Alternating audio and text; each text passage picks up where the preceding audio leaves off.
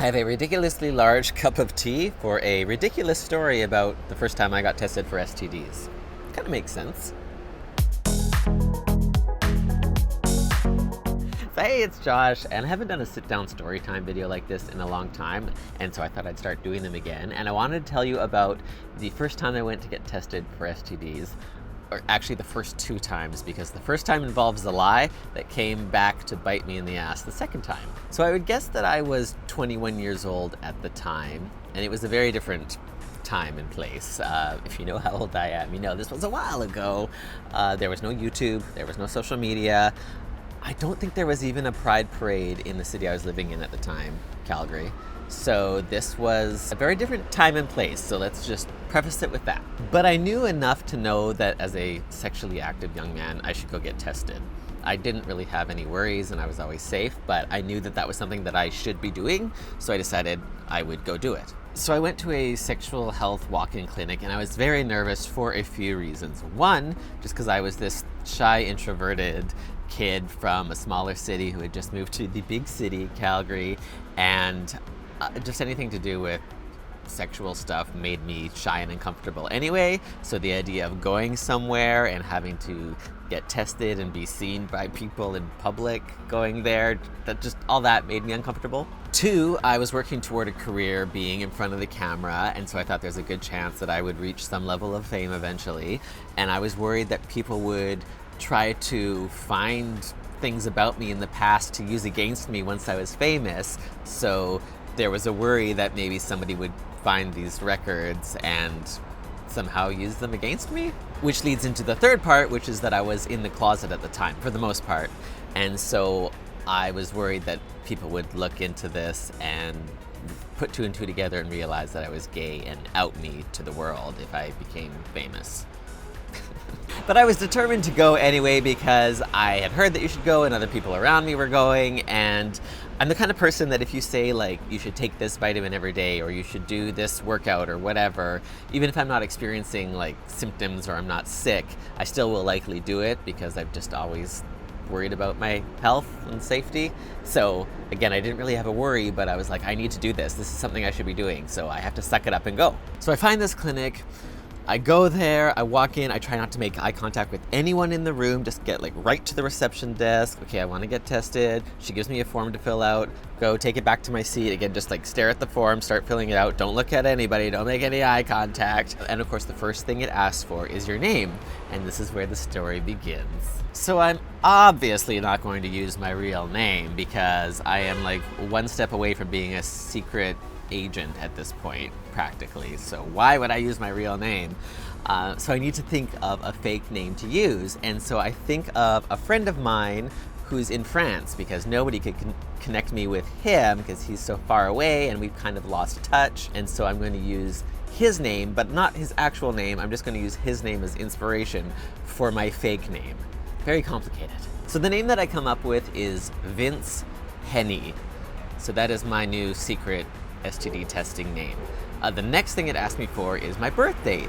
So I decide to go for one day before my actual birthday. I want to keep the year the same because I figured that might be important for the doctor to know my actual age, but I'll go off by one day just so that if anybody tried to sneakily call in and figured out my birthday, they wouldn't guess the day before my birthday. And that would be easy to remember, or so I thought. So I go back, hand in the form, take a seat, and again, just like stare at a magazine, don't make eye contact with anyone. I'm just reading the article, and then they call Vince. And of course, I don't react. So again, they call Vince. And then I'm like, oh, yeah, that's me, of course. Right, me, Vince Henny. Hi, that's me. And walk into the appointment. So I meet with the doctor, answer all the questions, get all the tests done, get my little card to call back for my results, and leave and go on about my life. Happy with the fact that if things don't work out for me in front of camera, I can just actually be a secret agent because I pulled that off. So then many months go by and it gets to a point where I'm like, okay, I better go do that again. It's been a long time. I need to go back in again.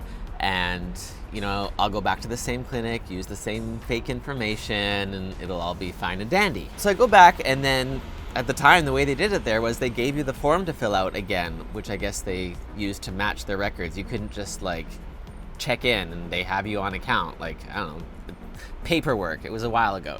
So she gives me the form to fill out. I sit down, I fill out the form, right? Vince Henny, 1 day after my actual birthday, same year, blah, blah, blah. Hand it over to her.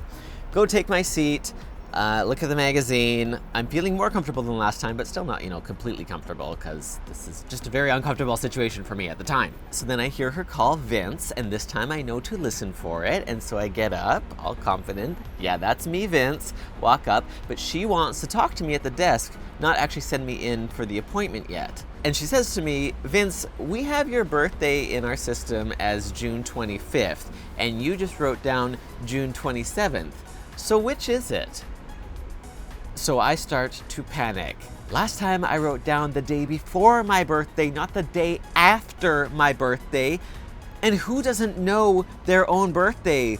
Who gets their birthday mixed up by 2 days? So time is like standing still as my brain is racing, and I'm like, okay, how do I cover this up? Like, how can I possibly make sense of the fact that I got my own birthday wrong? So I'm thinking, okay, what's the most logical that I could come up with an excuse? Like, how could I have just written down the wrong birthday right now? Like, there's no way to get out of that. That would just be stupid. But I could say that the previous one was wrong because maybe they put it in their system incorrectly. So I say, oh, the one I wrote down is, of course, right. So what's in your system is wrong. My birthday's the 27th.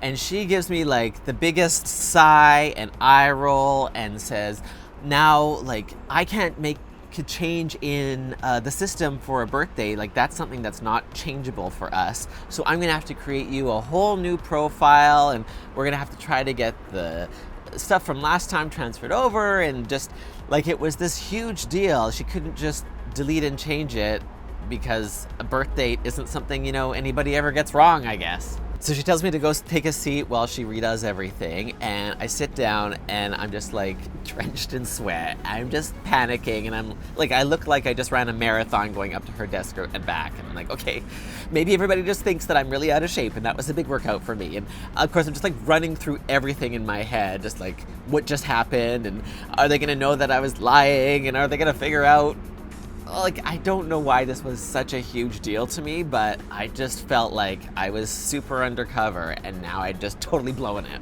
So of course eventually she calls me in, I do the proper appointment thing, I leave, call back, everything's negative, and go about my life. Lucky that apparently my cover wasn't totally blown, and I covered it up good enough, and I mean, I don't know what I thought was going to happen, but it didn't, whatever it was. But if I recall correctly, I was too embarrassed to ever go back to that clinic. So although I did continue to do STD testing in my life, I did not go back to that place. But if you are wanting to find out information about me, you could probably break into their system, look up Vince Henny with a birthday of June 25th or 27th, and find out that I was negative. Like, what was I worried about? And I'm sure this seems ridiculous to most of you, especially in this day and age where you're like, why was that a big deal? Like, I walk into the clinic, use my real name, tell everybody that I'm doing it, it's nothing. But this was just a very different time, and I was a different person. I was just very shy, introverted, scared, closeted, and I didn't have references on the internet to go by in people, and I don't know, I made it up into this big thing that it didn't need to be. Maybe if you're an older viewer, you kind of get that feeling, and maybe you even still somewhat feel that way now, depending where you live. So now, it is certainly not a big deal for me. Obviously, I'm talking about it on the internet. Me back then, knowing that I said the real name and the whole story on the internet, would probably die.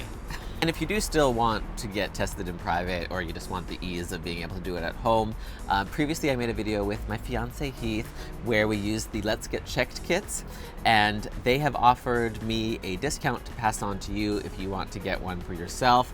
I'll put a link in the description below, and then you just use discount code RHYMER20 to get 20% off. They have all different kinds of STD testing kits, different health-related testing things.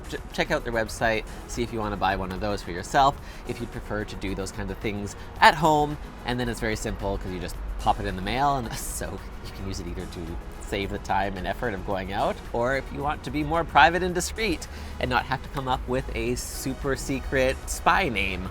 So thank you to them for passing along that discount code to pass along to you. And thanks for joining me for this ridiculous cup of tea for a ridiculous story about ways that I just like to make my life more complicated, I feel. I don't know, do other people do these kinds of things?